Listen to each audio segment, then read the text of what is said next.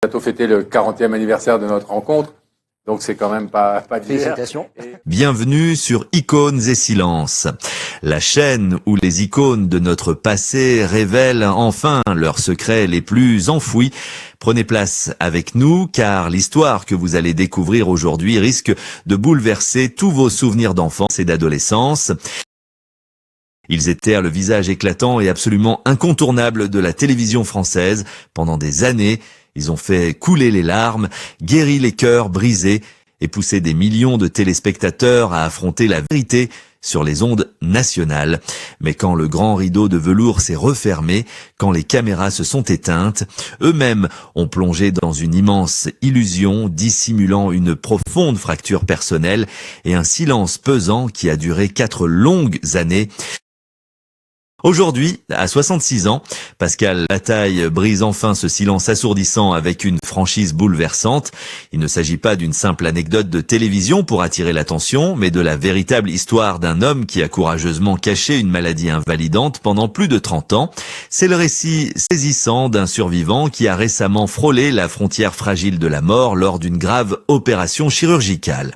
Surtout, c'est le moment où il révèle la vérité nue, sans artifice, sur sa relation complexe avec son frère de cœur, Laurent Fontaine.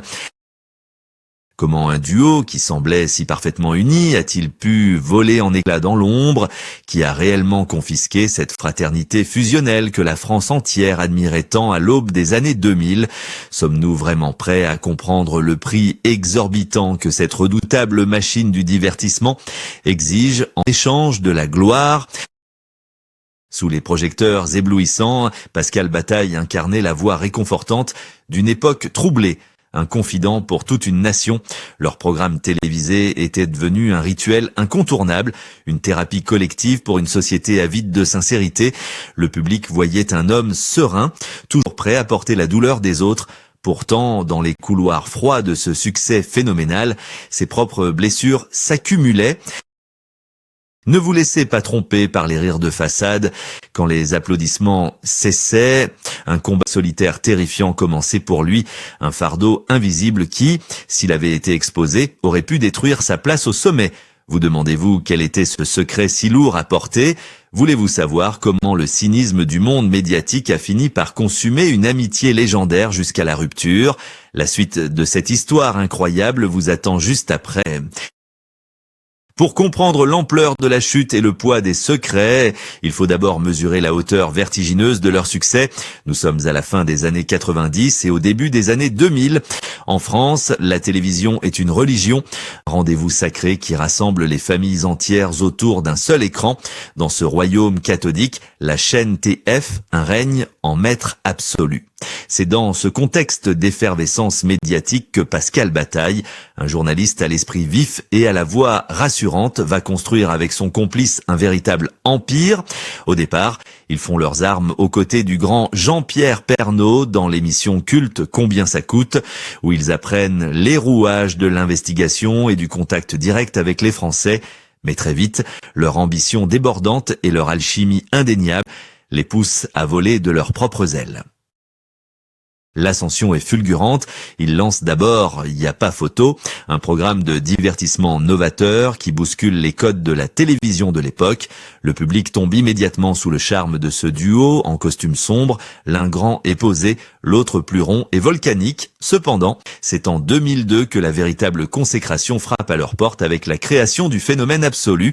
Il n'y a que la vérité qui compte. Cette émission n'était pas seulement un succès d'audience, c'était un séisme sociétal.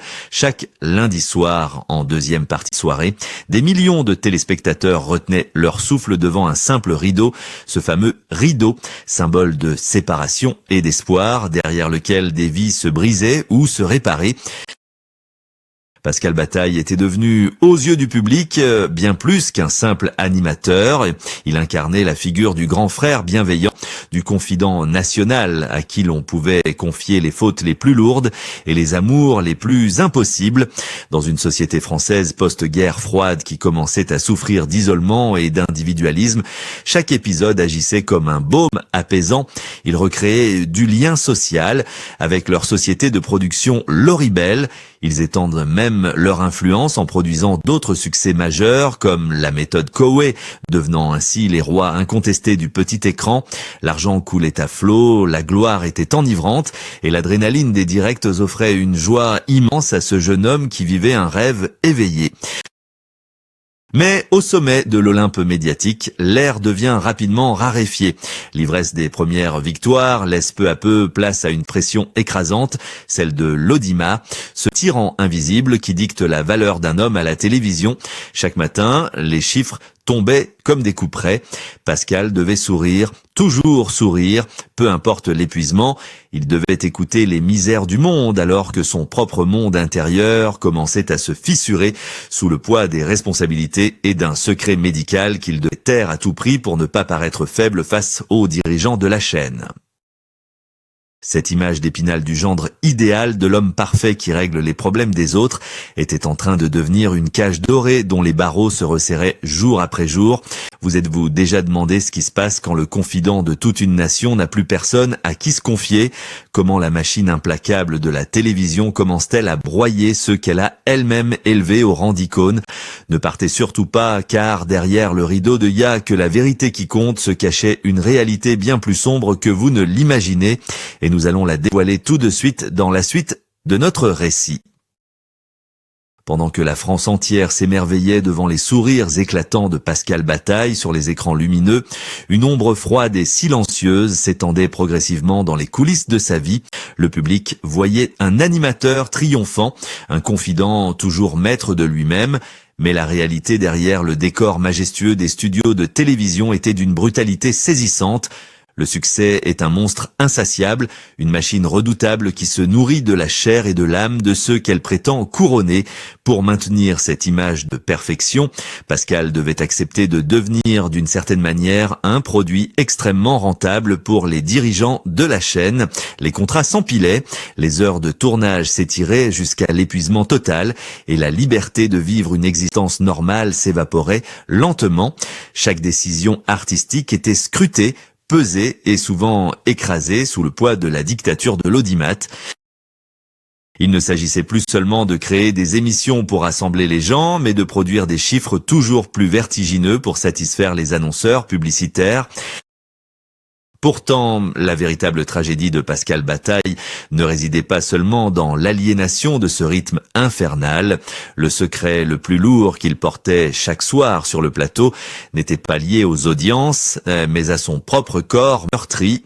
Depuis l'année 1993, alors même qu'il entamait son ascension fulgurante, un diagnostic médical terrifiant était tombé comme une sentence implacable. Il souffrait d'une tumeur bénigne, un neurinome logé dans son oreille gauche. Ce mal invisible lui a progressivement volé 75% de son audition d'un côté. Pire encore, cette maladie le condamnait à vivre avec des acouphènes permanents, un sifflement constant et assourdissant qui lui interdisait à jamais de connaître le repos véritable du silence. Mais dans cette industrie impitoyable du divertissement, avouer une telle faiblesse physique aurait signé son arrêt professionnel. Un animateur vedette ne peut pas se permettre d'être sourd, de montrer une faille ou de demander grâce. Il a donc choisi de se taire, de masquer sa douleur sous des couches de maquillage et de professionnalisme absolu. Cette double vie devenait une torture psychologique insoutenable. Imaginez ce vertige quotidien, écouter les larmes et les secrets des invités, devoir faire preuve d'une empathie totale tout en luttant intérieurement contre un bruit incessant dans sa propre tête et l'épuisement d'un emploi du temps inhumain. Le monde de la télévision ne le protégeait pas. Il l'essorait jusqu'à la dernière goutte de son énergie vitale. La complicité légendaire qu'il partageait avec Laurent Fontaine commençait, elle aussi, à subir les secousses de cette pression toxique, les réunions interminables pour leur société de production, les exigences démesurées des diffuseurs et l'éloignement naturel de deux hommes usés par le système ont lentement instillé un poison invisible dans leurs relations. Ils étaient devenus les rouages essentiels d'un mécanisme qui les dépassait totalement, des rois prisonniers d'un château de cartes qui menaçait de s'effondrer à la moindre baisse d'audience. La lumière des projecteurs est trompeuse, elle éblouit ceux qui la regardent, mais aveugle ceux qui se tiennent dessous. Comment un homme peut-il continuer à porter les vérités de tout un pays quand sa propre vérité intérieure le ronge à petit feu? Qu'arrive-t-il lorsque ce château de cartes s'écroule soudainement et que le silence absolu remplace les applaudissements assourdissants?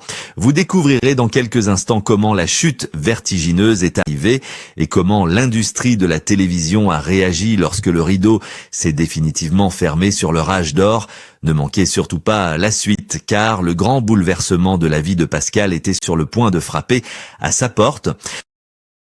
Icônes et silences, Jean, Noah et puis, comme toutes les grandes épopées télévisuelles, l'éclat des projecteurs a commencé à faiblir le public. Autrefois si fidèle, s'est tourné vers de nouveaux formats et la machine impitoyable de l'industrie du divertissement est passée à autre chose sans un regard en arrière.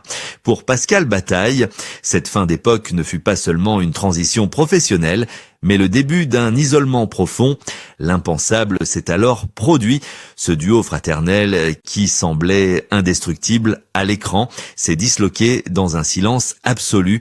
Pendant 4 longues années, Pascal et Laurent Fontaine ont cessé de se parler. Il n'y a pas eu de scandale retentissant, pas d'éclat de voix sur la place publique, mais simplement une distance glaciale qui s'est installée entre eux. Pascal s'est retiré loin du tumulte parisien, trouvant refuge dans la tranquillité du bassin d'Arcachon, au Cap Ferré. La télévision les avait unis, la fatigue et les désaccords silencieux les avaient séparés. Le monde de l'audiovisuel, qui les avait portés au nu, regardait cette séparation avec une indifférence glaçante, confirmant que dans ce milieu, on n'est souvent qu'un produit jetable une fois l'audience retombée. Cependant, le destin réservait à Pascal une épreuve bien plus terrible que l'oubli médiatique. Alors qu'il pensait avoir trouvé une certaine sérénité loin des caméras, une nouvelle foudroyante est venue bouleverser son existence. À la fin de l'année 2024, les médecins lui annoncent une nouvelle effroyable, un diagnostic qui remet tout en question. Il est atteint d'une tumeur au poumon. La réalité de la maladie frappe avec une violence inouïe, balayant instantanément toutes les futilités du show business. Pascal doit affronter l'angoisse des hôpitaux, la peur de l'inconnu et subir une lourde intervention chirurgicale pour se faire retirer une partie de son poumon. Dans le silence de sa chambre de convalescence, loin des applaudissements et des projecteurs, il se retrouve face à sa propre vulnérabilité. L'homme qui avait passé sa vie à écouter les drames des autres vivait désormais le sien, seul face à l'immensité de l'épreuve.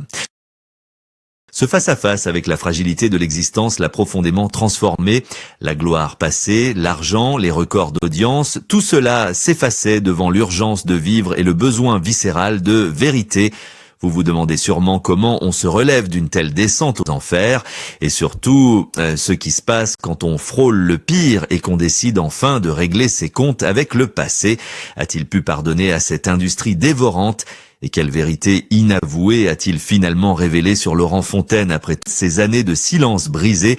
Restez avec nous, car le moment le plus poignant de notre récit, l'instant de la révélation, arrive tout de suite. C'est à l'âge de 66 ans, profondément marqué par les épreuves et le corps meurtri par la maladie de ces dernières années, que Pascal Bataille décide enfin de briser ce pesant silence médiatique. Lors d'une interview poignante qui a immédiatement bouleversé la France entière, il choisit de ne plus rien cacher à son public adoré, face aux mêmes caméras qu'il avait autrefois érigées en demi-dieu du petit écran.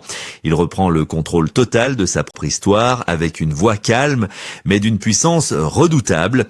Le public s'attendait peut-être à de sombres règlements de compte ou à des révélations scandaleuses sur son ancien partenaire, mais la vérité qu'il dévoile est infiniment plus profonde et salutaire. Pascal ne blâme absolument pas Laurent Fontaine pour leurs 4 années de séparation glaciale. Au contraire, il pointe du doigt le véritable bourreau de leur précieuse amitié, cette immense machine broyeuse qu'est l'industrie télévisuelle. Avec une lucidité frappante, il dénonce ses dirigeants de chaînes impitoyables et ses directeurs des programmes d'une époque révolue. Ces décideurs de l'ombre qui ne voyaient en eux que de simples parts de marché extrêmement lucratives et des courbes d'audience à maximiser coûte que coûte. Ils racontent comment les exigences de production insensées et la pression constante des annonceurs ont fini par aspirer leur humanité. Le système les a transformés en machines de travail vides de l'intérieur, devenus totalement incapables de se soutenir mutuellement dans la détresse. La télévision les avait gavés de succès tout en les affamant de véritable authenticité. Puis, avec une émotion très palpable qui fait légèrement trembler sa voix, Pascal livre la véritable conclusion majestueuse de ce silence absolu. Lorsque le diagnostic terrible du cancer a frappé à sa porte, lorsque la frontière de la vie s'est subitement rétrécie avant sa lourde opération chirurgicale, toutes les rancœurs superficielles du passé ont instantanément volé en éclats. Laurent Fontaine n'était plus le collègue lointain avec qui il était en désaccord. Il est immédiatement redevenu ce frère d'armes inconditionnel, cet ami irremplaçable de leurs tout premiers jours de galère. Les 4 interminables années de mutisme se sont effacées comme par magie dans l'urgence absolue de la survie. Ils se sont retrouvés avec une tendresse infinie, se sont pardonnés l'un l'autre, comprenant enfin qu'ils avaient tous deux été les victimes collatérales d'un univers qui isole cruellement ceux qu'il prétend célébrer avec ferveur. La France entière, devant son téléviseur, a soudain ressenti un immense frisson d'empathie face à cette réconciliation inespérée et magnifique. Cette confession incroyablement courageuse n'était pas seulement une libération psychologique pour Pascal, c'était un véritable acte de résistance contre un monde du divertissement terriblement cynique, un milieu qui oublie bien trop vite que ces icônes sont avant tout faites de chair, de sang et de larmes véritables. Avez-vous déjà réfléchi à la véritable valeur des relations humaines face au mirage trompeur de la célébrité éphémère? Ne partez pas maintenant, car la réflexion universelle que notre animateur nous laisse aujourd'hui en héritage mérite d'être écoutée jusqu'à la toute dernière seconde de notre émission. L'histoire bouleversante de Pascal Bataille dépasse largement le cadre intime de sa propre existence et de sa carrière exceptionnelle. Elle devient le miroir éclatant dans lequel se reflètent les failles profondes de toute une industrie du divertissement. Une industrie souvent trop prompte à fabriquer des idoles pour mieux les dévorer ensuite, à travers son témoignage empreint d'une incroyable dignité. C'est la voix de dizaines d'autres artistes de l'ombre, d'animateurs épuisés et de célébrités oubliées qui résonnent soudainement.